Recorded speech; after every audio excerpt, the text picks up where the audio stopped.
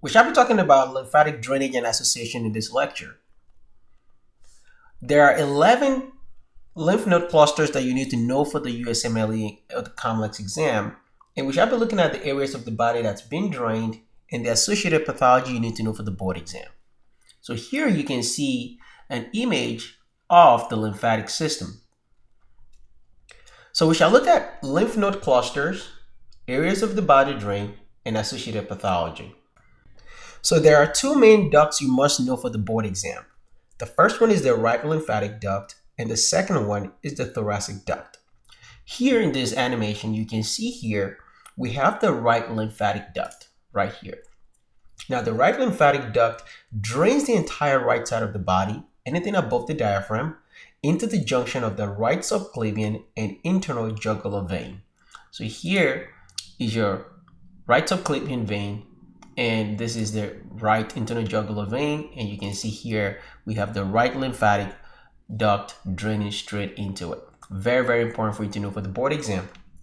However, on the other side, we can see here the left thoracic duct. All right, that is another key important fact because the left thoracic duct drains everything into the junction of the left subclavian and internal jugular veins.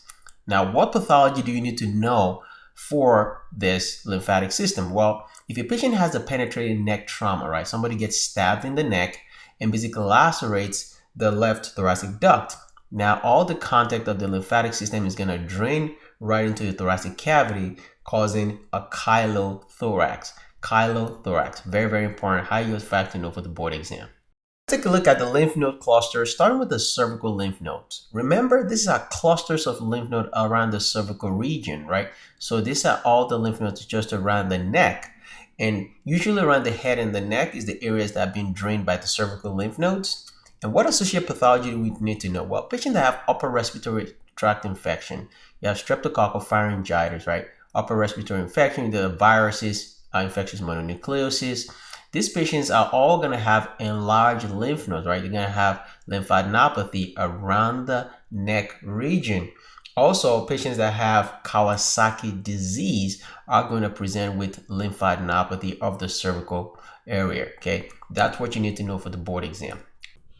Now, let's talk about the mediastinal lymph nodes. These are actually around the trachea and the esophagus, okay? So they're going to be right around this region here, okay? Now, with mediastinal lymph nodes, associated pathology is usually a primary lung cancer metastasized usually to mediastinal lymph nodes or patient with granulomatous disease.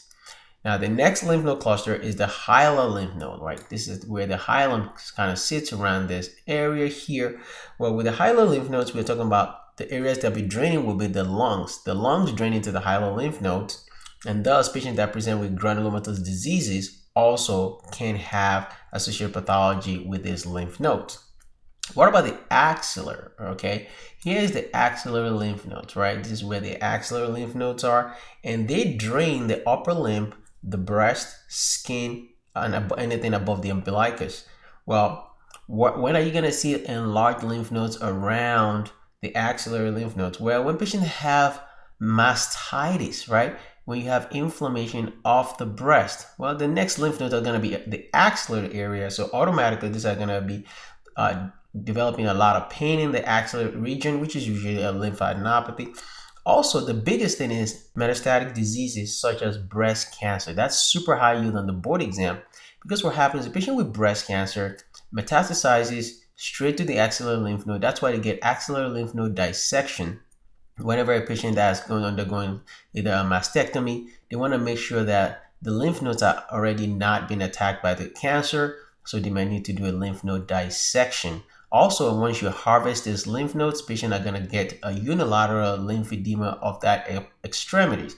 So that, and usually that's one key important fact because the lymphatic system cannot drain that area of the body anymore.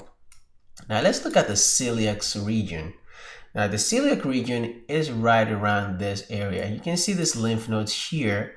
All right, that's around the celiac region. Well, what do they drain? Well, they respond for draining organs such as the liver, stomach, spleen, pancreas, and the upper duodenum. Also, the superior mesenteric lymph nodes also within this region, and they will be draining the lower duodenum, jejunum, ileum, colon to the splenic flexure. Also, finally, we have the inferior mesenteric lymph nodes, right? They're just like around this region also. With inferior mesenteric lymph node clusters, they drain the colon from the splenic flexure to the upper rectum. Now, what pathology do you need to know for the board exam? Well, how about patients that present with the right lower quadrant abdominal pain? I know what you're thinking. Appendicitis, right? Well, hold that thought for a minute. We'll call it like a 10-year-old boy who presents with right lower quadrant tenderness, and then patient eventually gets a abdominal CT that shows lymphadenitis around the right lower quadrant. Well, what that's called mesenteric lymphadenitis. Okay, they're basically a bunch of painful lymph nodes in the right lower quadrant, and it will present and look like an appendicitis, but it's really not. It's actually just inflamed lymph nodes, usually from a viral infection the patient has been exposed to previously. Now they present with abdominal pain in the right lower quadrant. So that's one of the key things that you'll notice with the celiacs, superior mesenteric and inferior mesenteric lymph node clusters. And the other pathology is patients that have typhoid fever or ulcerative colitis or celiac disease will also have basically lymphadenopathy in the abdominal region. Now, the next one is known as the para-aortic lymph node clusters. So here, these are very, very important, okay? Here we have this para-aortic lymph nodes, right? Basically, they're kind of highlighted here. You can see them and basically line parallel to the aorta. Now, they usually drain the testes, ovaries, the kidneys, and the uterus. So the only time you're gonna notice a patient that has a lymphadenopathy or pathology associated with this lymph node is if they have metastasis, right? Patient with testicular cancer, right? Patient with ovarian cancer, renal cell carcinoma, or uterine cancer will always have pathologies associated with lymphadenopathy around this para-aortic lymph node. Also, the next one is the internal iliac lymph nodes, right?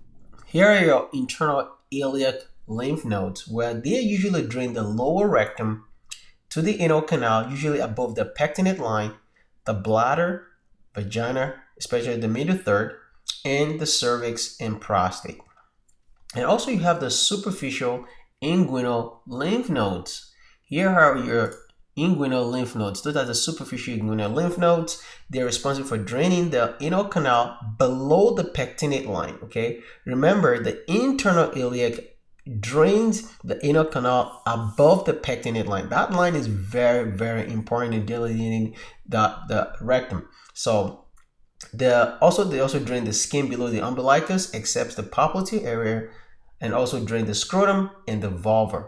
Now, when are you going to notice a patient that have inguinal lymphadenopathy, right? Usually with sexually transmitted diseases, okay? So patients with STDs are going to get these lymph nodes basically painful, and typically that's what patients complain of. I feel a lump right in my groin.